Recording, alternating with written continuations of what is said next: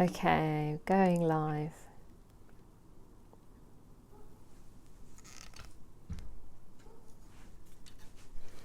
I'll come around here. Does that give you enough room? No?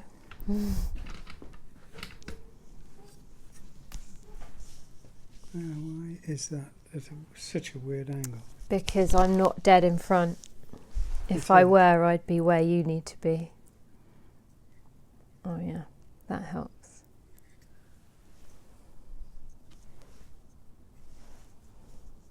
It's odd, isn't it?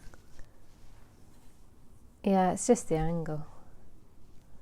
Why does it say finish there? Or you leave that till the end? Yes, unless you've had enough already. Okay.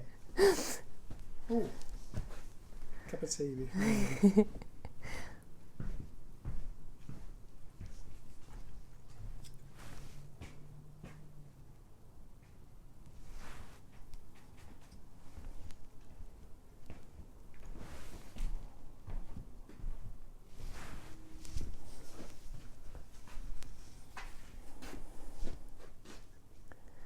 Have you got regular tea there?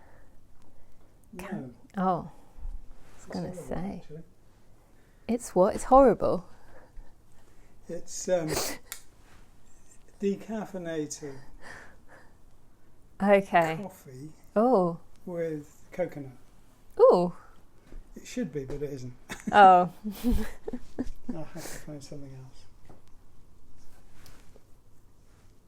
So we're live, aren't we? We're live. Oh, Everyone's right. listening to our tea choices. So how many minutes have we got? We've got 10 seconds.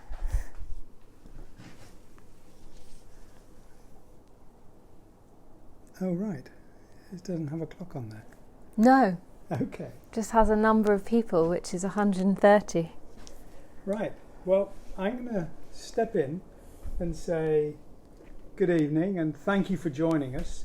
Tonight, with the DBA Halcyon hymns painting is finished, and we've scanned it, and we've made a mock-up of an album cover. We haven't finalised it, so there might be changes, colour, position, etc. But this is the painting, and it's a kind of forest village, I guess, would be the best description of it, sitting on the edge of a pond or a lake. And the I'm glancing around. There. And this is the painting that was to be the logo, to go in combination with the lettering to be the logo. So the album would be a combination of those two parts. And let's see if we can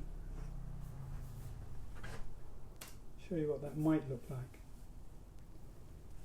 Okay. Is that okay? Yeah. So that's the kingfisher with the lettering. And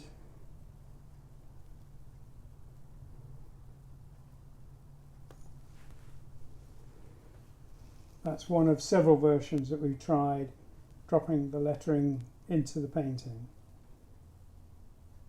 Come this way. There we go. We've moved it over a bit so that it has a little bit more space.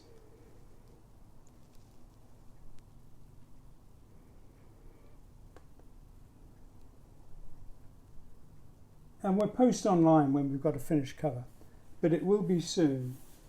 And I don't know if it's going to happen, but there are rumours that we might put on a version of it, we might put out a DVD with an edited version of these painting sessions. It can't be the complete thing because there's just simply too much time spent staring at the picture, but we will figure a way of editing it so it makes sense. So, did you say this was the 8th one we did? I believe this is the 8th. Good Lord. Okay. So, well, there you go. It will be out relatively soon, I think. The painting's done. Mike's working on packaging the rest of it, and photographs and sleeve notes, etc. Mike Innes, who does a brilliant job. He did the colouring of the lettering and things like that. So that's, I guess, it's kind of a wonderful feeling to think, right, I've done it. I know I could work on it for a few more weeks, but in fact, as far as I'm concerned, I don't want to touch it anymore. That might change in a year or two, but for now, it's finished. Will you have just a square from that image, or will it extend round to the back of the album? No, we'll have just a square from that image on the front, and somewhere inside probably we'll have the complete image so you can see where it came from. Last time we were here last Wednesday, I did this large doodle, but it's still just a doodle. And I'm going to work on that a bit today. And I thought to myself, I know I'm going to be really organised and get all the paints. Not quite.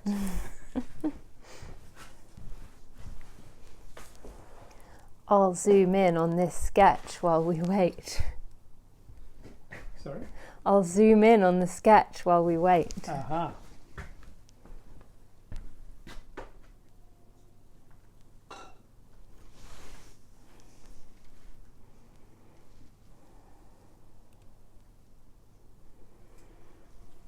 So do people still buy CDs? This is more of a question to everyone, I suppose. I don't know. We'll find out. I don't know. It does seem to be almost unnecessary to have an album cover, but thank goodness some people want it. I mean, you'd still want it even if you were not having a physical copy of the music. A lot of the vinyls we've done come with a code for downloading the digital version, so they do come with that option. That's really cool. Yes. Lots of people here still buy CDs. That's good to know.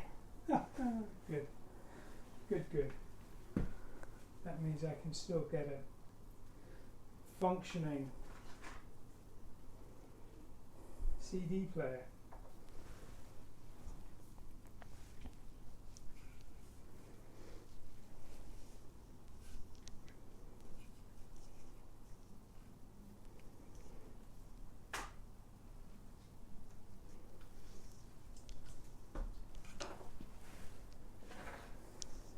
So I'm going to put that over here for now. Only the ones with Roger Dean art on them. Sensible people.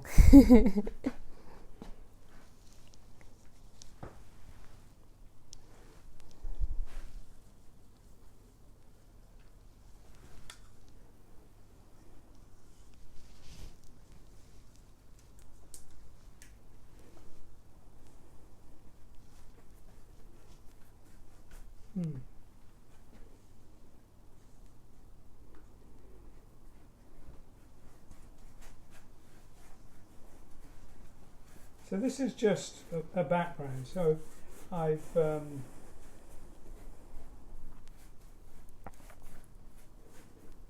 making sure it's dark enough, but I'm not trying to be any particular colour.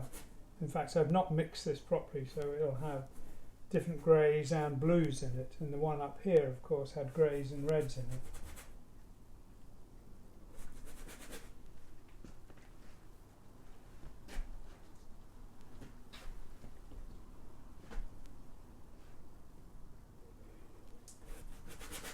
Oh, there was something else. We'll talk about this at the end, but tonight's the night we start marketing the next course on this school, and that's going to be about drawing. When I was at college, when I was a student, I trained as a draftsman, basically. I learned to draw. Didn't do that much painting. So the first album covers I did were, the very first one was actually a painting, but a lot of the early ones, the best of the early ones, like Tales from Topographic Oceans and Relayer, going right forward to Alpha, the Asia's second album, were essentially coloured drawings. And I have been asked a lot to talk about how they came about.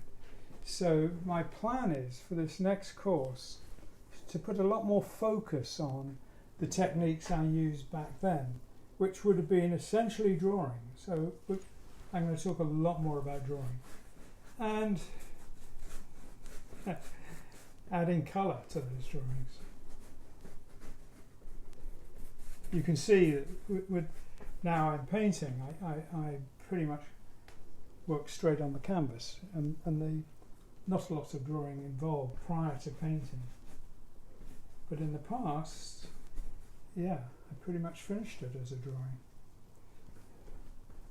And in some cases, like one that first came to mind was the Virgin logo, that worked as a black and white drawing. It was used in colour and black and white.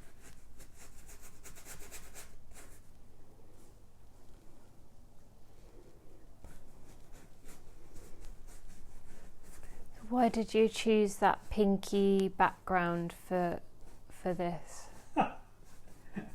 Very scientific.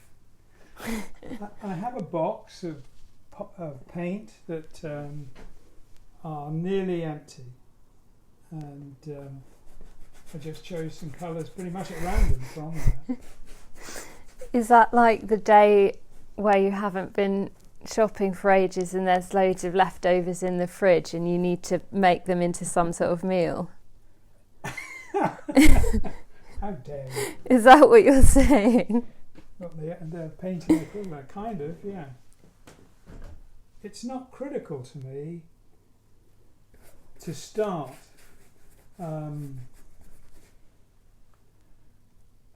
I guess I did feel like I would like it to be a warmer grey rather than the cooler, so there was some conscious decision making involved, but and I wanted it a bit darker than other paintings I'd done on this same theme. So I'm starting with a darker colour and at least at the top end a bit warmer. That might all be gone by the time the painting's finished though. Have you ever received payment for your work other than money? Example given, an illustrator who worked for a trainer company and got paid in footwear. I think that's not okay. They paid him in their brand. I can't finish work and not get paid. That's happened once or twice. I tend not to work that way now. I tend to work on the basis of, half a fee for starting and half for delivering. So it happens much less, but it has happened.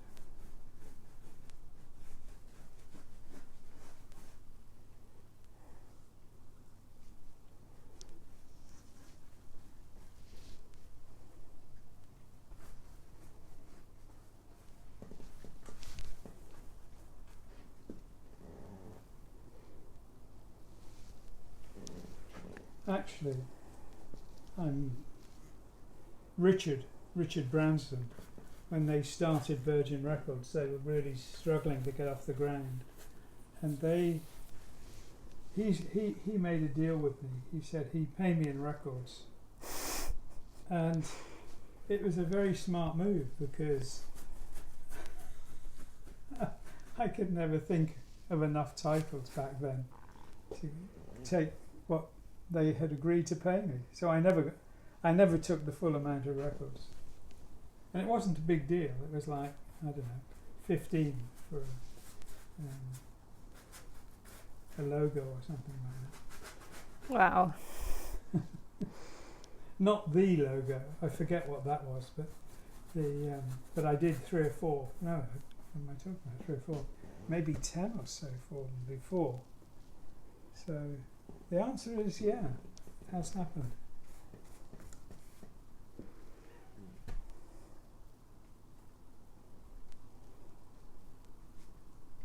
When he did the deal, I thought, yeah, okay, that sounds fun. Can't eat records though, so That's true. it has a certain limitation and value in it. But I would have never bought that many records. So if he paid me money, I would have never spent the money on records. I'd have, as I say, bought food. So it allowed me to be extravagant on that front without actually spending money. And seeing as that was pretty much the only option, yeah.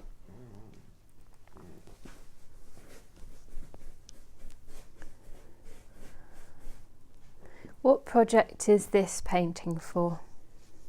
It's for the... we've been talking for years about revisiting not just the close to the edge painting, but the whole narrative, because there was a chunk of a story that revolved round the close to the edge painting. And so my plan has been I'm working with Alistair Audsley, who's finishing the story, and I'm going to try and illustrate more elements of the story so that we can put it together as a package for the 50th anniversary of Close to the Edge, which is imminent. So I'm going to have to finish this pretty quick. So it's one of a number of paintings working on that Close to the Edge theme.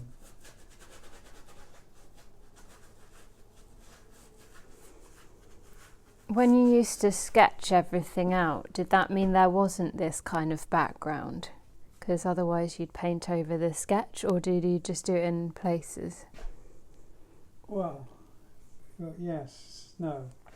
When I did do the sketches, I didn't paint them out. I used them as a guide for painting, so there was a degree when you could see the pencil sketching. Relayer especially, because I used to joke and say it was painted with pencil and dirty water, because there was so little pigment in the paint. And you can see the pencil lines, yeah, a strong feature of the finished work.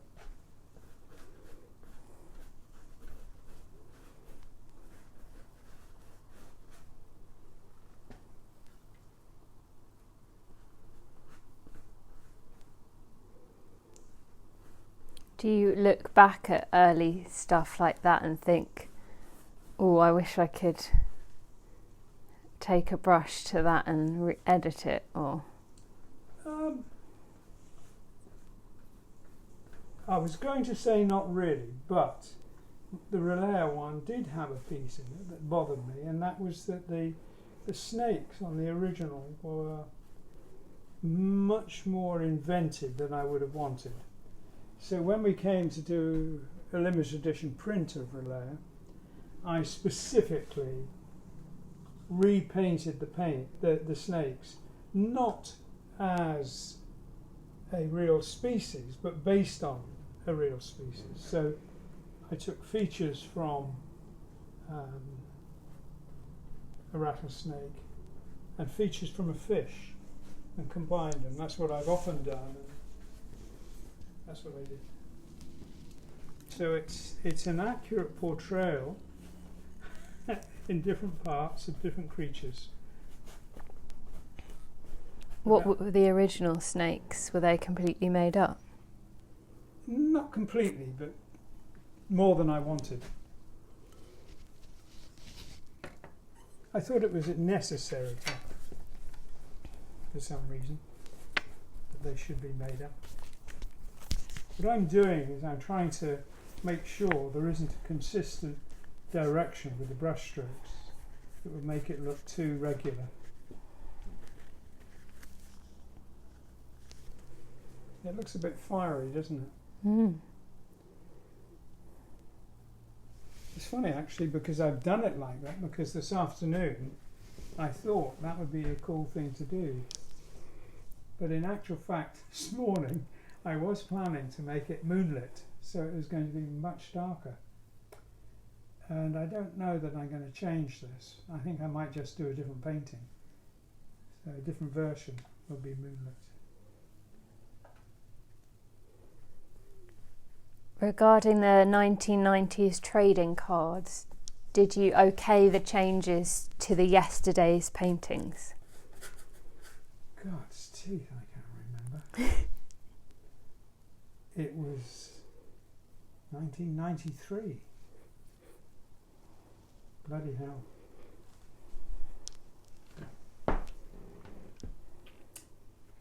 Yes. Those were the days. Your hair is very pretty today. Oh, well, thank you. You don't need to say these things, Christopher. That was Debbie. Oh, I see. Oh, I We're getting some good hair shots. It's just me, yeah.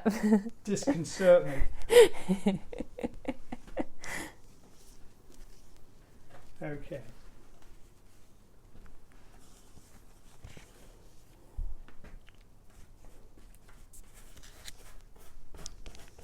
So, of course, theoretically, one leaves this to dry, which I might not do. I might just work on it as is.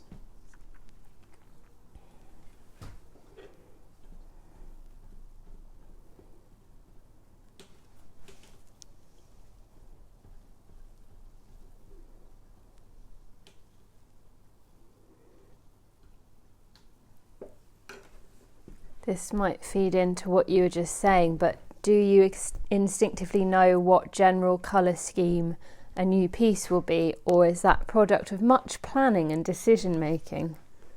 It's intuitive, and usually I usually do come up with a colour scheme, a palette, or whatever you'd like to call it, and I usually stick to it. In fact, very often it's the first thing. You know, I think of a colour scheme before I even think of the subject of the painting, but not in this case, and certainly not always. It varies, you know. If there's anything I could say about how these things come about, is that there is no fixed way. It varies.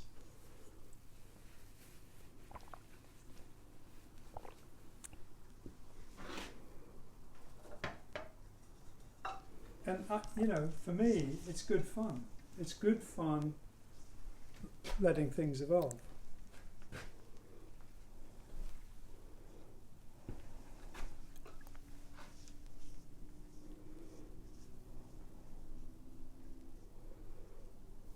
Do you think anyone would buy a painting of just that? Because I do.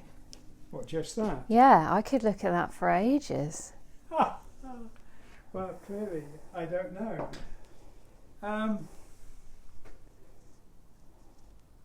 With a very little bit more, it could, you know, if I was working like Turner worked, Yeah. which I love his work, by the way, he wouldn't leave it like this. He would put slightly more indication of what's going on than there is here. I have been very tempted to do a painting in a Turner-esque way, and that would be fun. So, Well, we've got a few takers here who would also buy this. well, We've given the game away. Yeah, Only 10 minutes work. Now they'll know. No, I'm going to ruin it by doing more work. Uh-oh.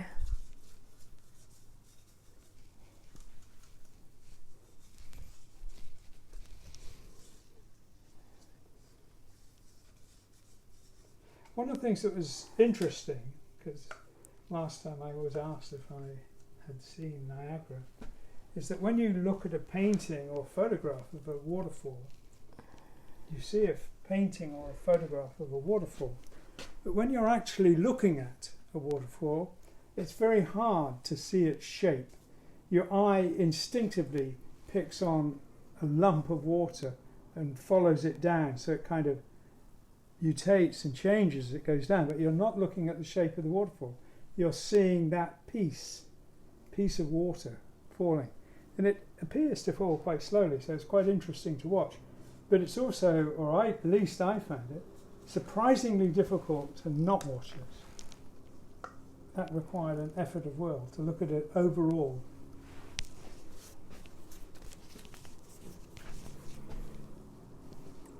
What do you think of acrylic pour painting? Acrylic what? Pour painting, as in to pour liquid. I don't know. Hmm? What is that?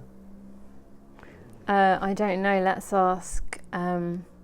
ask Richard Arthur Christ to elaborate on what that is.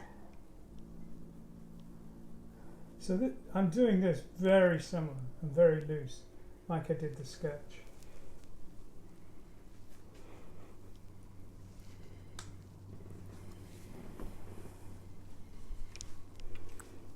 I'm going to move slightly further back. Really slowly so no one gets dizzy.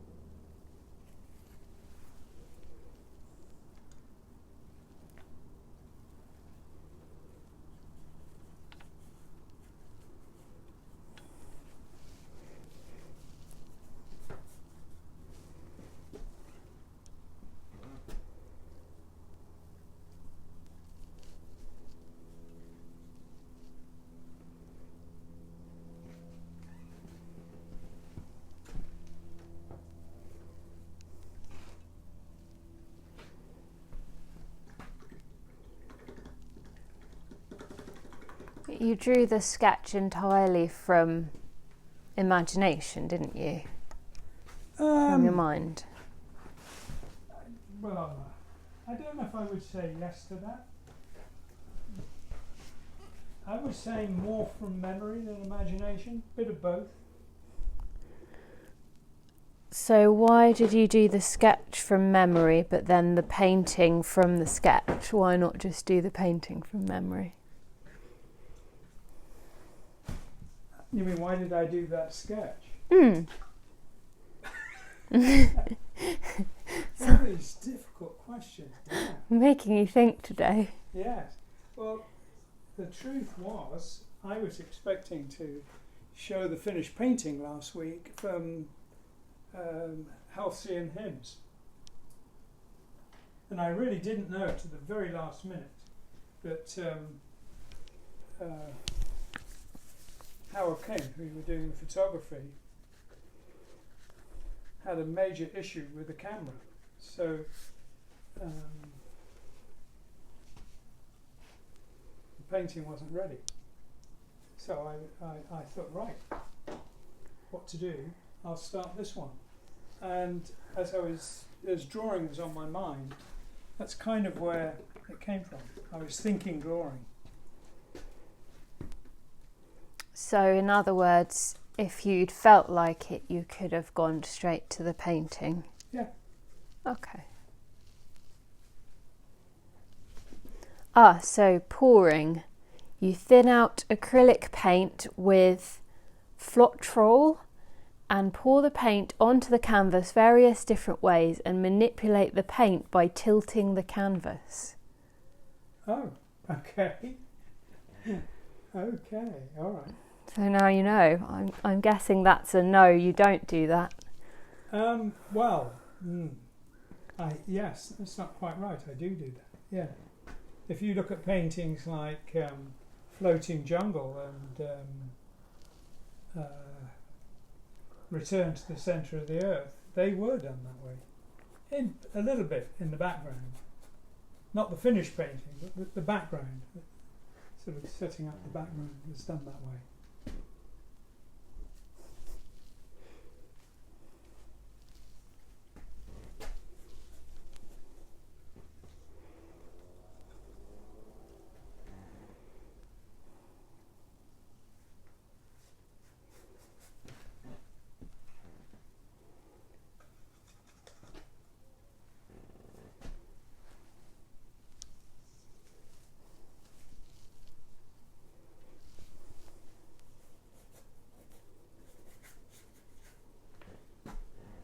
Okay, so it's kind of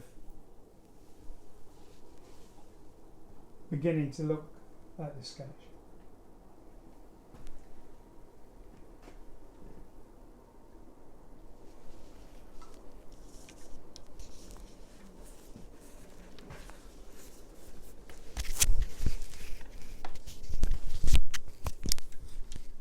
In actual fact, this is a sketch, even though it's done directly with paint. And I'll just keep adding detail. What do you mean by that? It's a sketch in paint? Well, that's what I'm doing. I'm literally sketching in paint. I guess I use the word to describe a certain looseness of technique. It will become more disciplined later. At some point it will definitely become much more disciplined.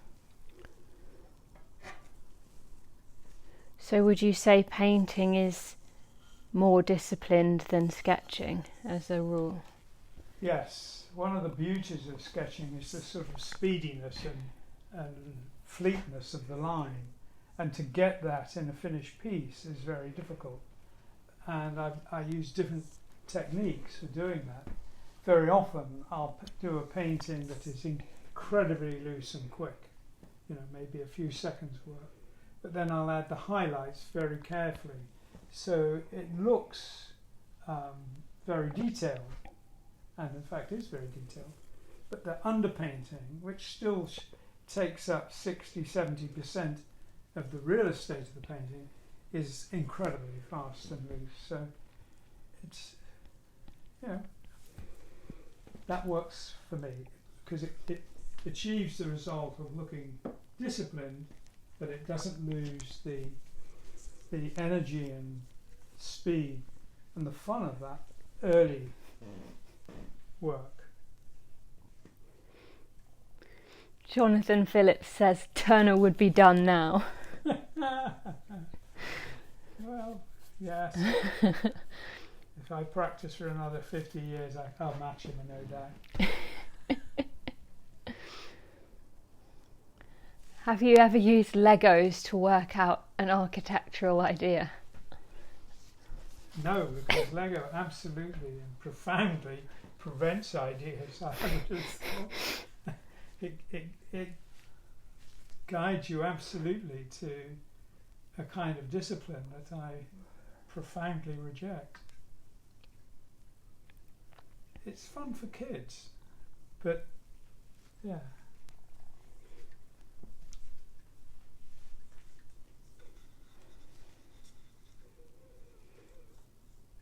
I suppose it's a generational thing. When I was a child, I did play with construction kits. I had a Meccano kit, which I loved. And when I was a student, I used it very often for building prototypes of mechanisms.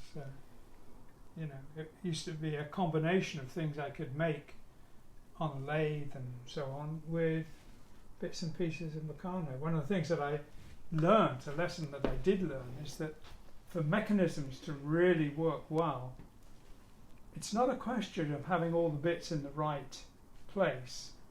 The precision makes a huge, huge difference to whether it functions properly.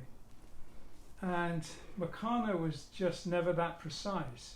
So you might make something correctly, but it not really work because it was all the pieces were not precisely held together. So one of the things about engineering, which is fascinating, is that if something is really well made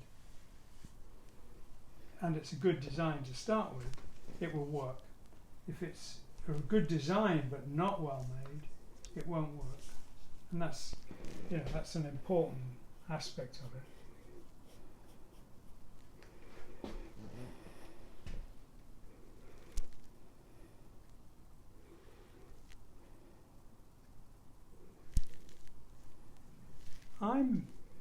Okay. What I'm doing here is I'm bringing the eye into this area. So you move into here, and I'm going to do more up here, like I did in the original pencil sketch. But that leaves you here for something surreptitiously to sneak into the painting. And that's the plan. How are we doing? Okay, we've got plenty of time. What would your ideal home look like?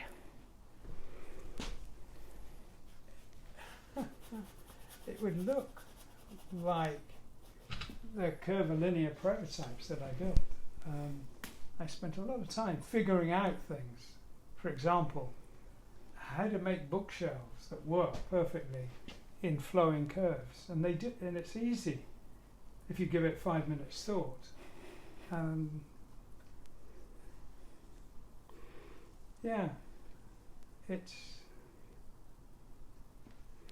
Yes, that's what it would look like. Do you think if we'd had homes like that, since the dawn of time, that books would also be curved or circular? No need, because you can store books in a curvy bookshelf as long as the ends are parallel. Then you don't distort the books. So instead of having flat dividers, you have wedge-shaped dividers, but it works perfectly well.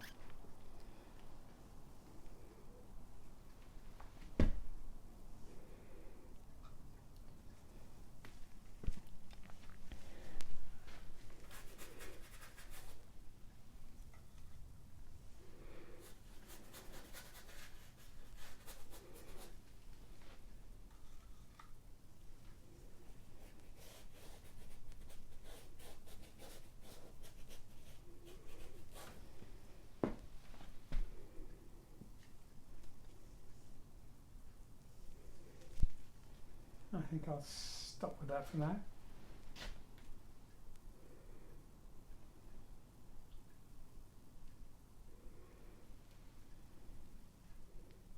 Is it strange that I can hear the sound of the waterfall from looking at the painting? You must share the secret of what you smoke. So you put something in this tea, Roger. There you go. See, there had to be an answer. Okay.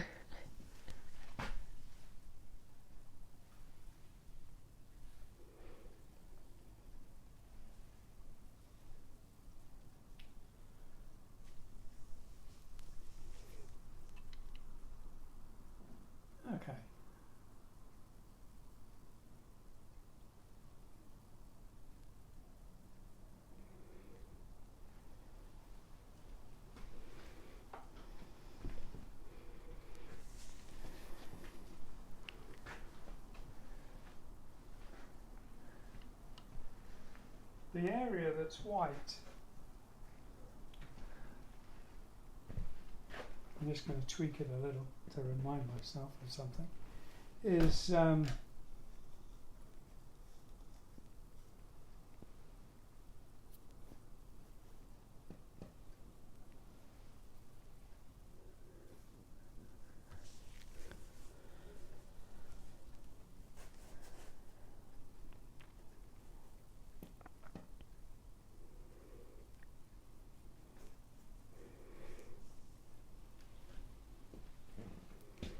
Have you noticed any different approaches to your work since doing the live sessions? have I? Yeah, has it changed anything you do? I think when I was in my first term at art school, I noticed a big change in the way I worked from one intense weekend. But as time goes by, it takes longer for changes to come about. And changes do come about from not necessarily a change of mind about the subject matter, but just enjoying exploring what paint will do. And I did that when I was learning to draw. That was, for me, that was fascinating. And a surprise, because I didn't realise I didn't know how to. So it was, yeah, that was exciting and good fun.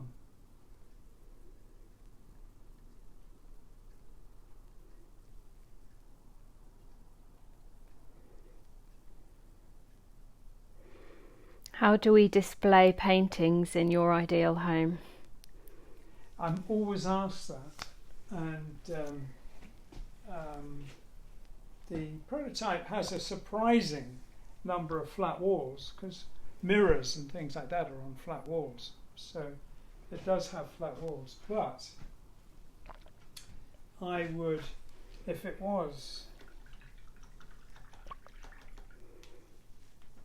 if I had my way, which I'm hoping to do, and actually get round to building a kind of visitor centre, I wouldn't try to hang the paintings on the wall. I would want to make a museum where they are suspended or freestanding within the space, and so that you're drawn into the centre of the space rather than to the edges, which is the normal place for paintings. And when I did the exhibition in the Isle of Man, did have paintings around the wall, but it had a lot of focus points in the central area, and for me that worked tremendously well. And so I used, or my plan would be to use three-dimensional art, like architectural models. Some you would need to walk all around, but some pieces, I've got a lot of models of things like windows and so on, I would want to be seen from one side only effectively. So yeah, it would be, I don't doubt it will work.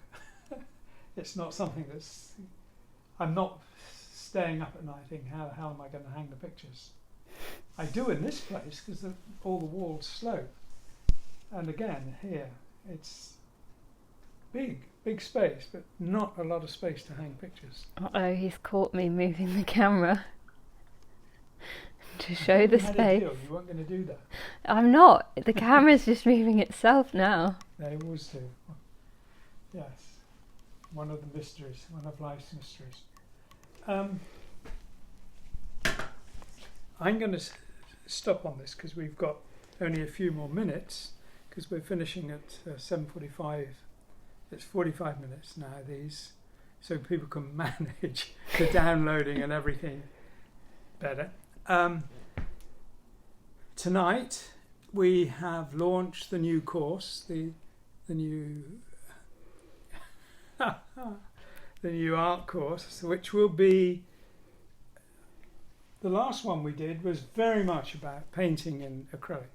This one is very much more focused on drawing and colouring the drawings, and you know, developing ideas.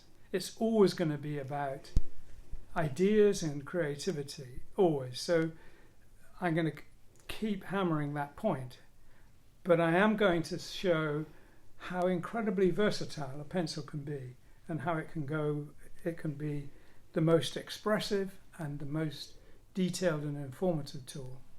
It's great. I have been asked many times, especially if I'm signing in public a fine art print, people will say, "Oh, can't you do that with a Sharpie?"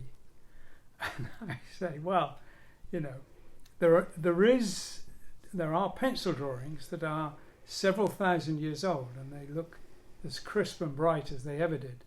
But ink, there's very little ink that's not faded to some degree. So pencil is very durable, and I love it. I love the fluidity of it. I like working in pen, and we'll do a bit of that as well in this course. So from tonight onwards, it's available, and we do our first session on the 28th. And I'm hoping this time, because Freya's not here, that Christabel will answer the questions and Matt will film it, which means I should have a camera on the drawing as well as on me talking. Hard luck. Oh, the camera's being taken away from it. It's fine. Do I get to go in front of the camera? No, there'll be two. Oh, okay. Sure you can. Still waiting for that moment to shine. There you go. But this time next week I'll be working on this and hoping that it'll look much more.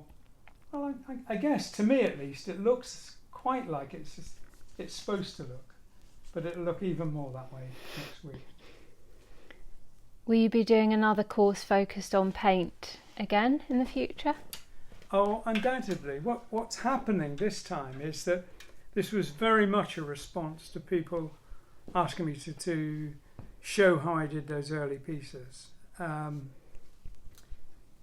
I guess if somebody is an expert at watercolour, they'll think my way of working was wrong, possibly. I was taught to draw. I had a lot of tuition about that, and when we were taught to paint, we were taught to do it so that the end result looked like a photograph or looked photographic, absolutely accurate, but the materials were limited. It was about design. So if you designed a chair, and if it was made of elm, you had to learn what elm looked like and paint it to look like it was a photograph of elm with shading and everything. So it was oddly disciplined, and in a way I've had to shake off that to some degree to be able to paint, but I'm going to revisit it because I did love doing it that way. And where can people find out about the course? Where can people book and things? It's on the website. Great. rogerdean.com. Great. Yes, I think it is there. Or what if I'm a complete novice? Well, what can I say? It shouldn't matter. It shouldn't matter.